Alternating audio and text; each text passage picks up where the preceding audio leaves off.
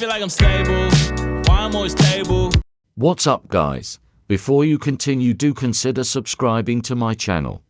Thank you. Today we have informations on the iOS 17 that will come with the iPhone 15 series later in the year. Apple's just pushed out iOS 16.3, the latest version of iOS 16, which itself was introduced back in June of last year and released in the fall with the iPhone 14 family.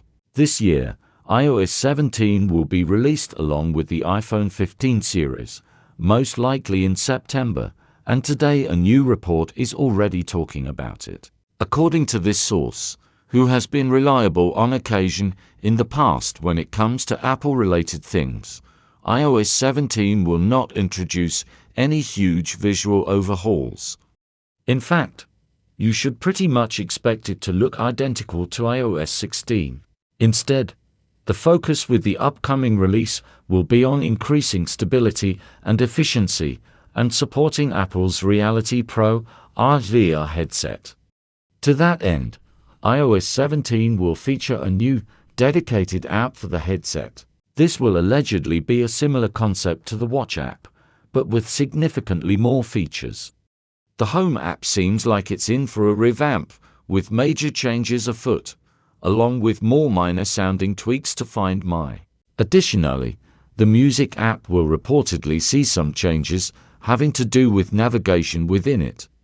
The Mail app will be simplified a bit, and reminders and files will be improved, though we aren't told how. Apparently, you should also expect minor changes to the Fitness and Wallet apps, the latter of which might be connected to Apple Pay later. It looks like iOS 17 is built to run on 6 devices with a dynamic island, of which 2 are the already available iPhone 14 Pro and iPhone 14 Pro Max. So it seems like all 4 upcoming iPhone 15 models will feature the dynamic island, finally abandoning the notch. According to other parts of the iOS 17 code, all 4 upcoming iPhones will have a USB-C port, but only 2 will support USB 3.2 speeds, presumably the Pro and Pro Max.